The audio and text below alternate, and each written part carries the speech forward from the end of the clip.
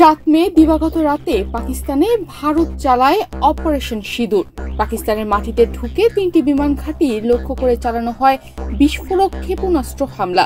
এর জবাবে মাত্র 48 ঘন্টার মধ্যেই পাল্টা ঘুষি মারে ইসলামাবাদ, আর তারা এই হামলার নাম দেয় অপারেশন বুনিয়ান উন মারসুস, অর্থাৎ সুদৃঢ় ও অভেদ্য প্রাচীর। কিন্তু এই প্রাচীর এবার উঠে দাঁড়ায় শুধু রক্ষা করতে নয়, বরং ভারতের ভেতরে ঢুকে আঘাত করতে। এই অপারেশনের অংশ হিসেবে পাকিস্তান হামলা চালায় অমৃতসরের বিয়াস এলাকায়, যেখানে ভারতের সবচেয়ে গর্বের প্রতীক ব্রহ্মোস সুপারসনিক ক্ষেপণাস্ত্রের গোপন মজুতাগার অবস্থিত। এটা শুধু একটা গুদাম নয়, এটা ভারতের সামরিক নীতির হৃৎপিণ্ড। এটা সেই অস্ত্র যেটা ভারত চীনের সীমান্তে মোতায়েন করতে চেয়েছিল, যেটা নিয়ে ভারত ভেবেছিল অন্তত একটা হিট করলেই শত্রু ধ্বংস হয়ে যাবে। ব্রহ্মোস হল বিশ্বের দ্রুততম সুপারসনিক ক্রুজ মিসাইল, যার গতি 2.8 থেকে 3 মিটার পর্যন্ত রেঞ্জ।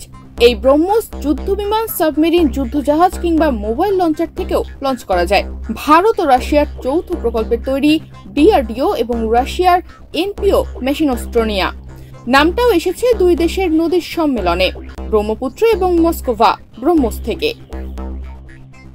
আর ঠিক এখানেই পাকিস্তান করে তার সবচেয়ে বড় দাবি। তারা বলছে, আমরা ধ্বংস করেছি ভারতের ব্রহ্মোস মিসাইল ডিপো। এখনো ভারতের পক্ষ থেকে আনুষ্ঠানিক কোনো স্বীকারোক্তি আসেনি, কিন্তু পাকিস্তানের দাবি অনুযায়ী ভারতের হৃদয়ে তারা ঢুকে গেছে। ওদের সবচেয়ে প্রিয় অস্ত্রটাকেই প্রথম টার্গেট করেছে পাকিস্তান। বিশ্লেষকরা বলছেন, এই আঘাত শুধু সামরিক নয়, একটা মনস্তাত্ত্বিক বার্তা, যে বার্তায় বলা হয়েছে, তোমরা যেটা নিয়ে গর্ব করো সেটা তোমাদের হাতে নিরাপদ না। 22 এপ্রিল কাশ্মীরের পেহেলগামে এক ভয়াবহ বন্দুক হামলায় নিহত হয় 26 জন। ভারতের দায় চাপায় পাকিস্তানের উপর, যদিও পাকিস্তান তা অস্বীকার করে। এরপর থেকেই দুই দেশের সম্পর্ক চূড়ান্ত উত্তপ্ত হয়ে ওঠে। 7 মে ভারত চালায় অপারেশন সিঁদুর, আর 9 মে রাতে পাকিস্তান চালায় অপারেশন বুনিয়ান উন মারসুস। ভারতের 36টি স্থানে 300 থেকে 400 ড্রোন অনুপ্রবেশের চেষ্টা হয়। পাঞ্জাব, জম্মু ও কাশ্মীর, হিমাচল একের পর এক এলাকায় বিস্ফোরণ হয়, আর এই সমস্ত উত্তেজনার কেন্দ্রবিন্দু হয়ে দাঁড়ায় ব্রহ্মোস ক্ষেপণাস্ত্র মজুতাগার হামলা।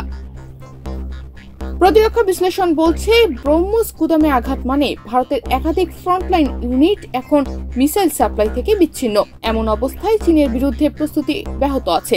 সিগন্যালে বলা হয়েছে, ভারতীয় ডিফেন্স ইনফ্রা আর 100% সুরক্ষিত নয়।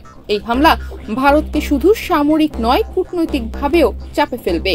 আর পাকিস্তান, তারা এখন দেখাতে চাইছে, তোমরা আক্রমণ করলে আমরা থামবো না, বরং আঘাত করব তোমাদের কলিজায়। তনিমা রহমান, বাংলাদেশ প্রতিদিন।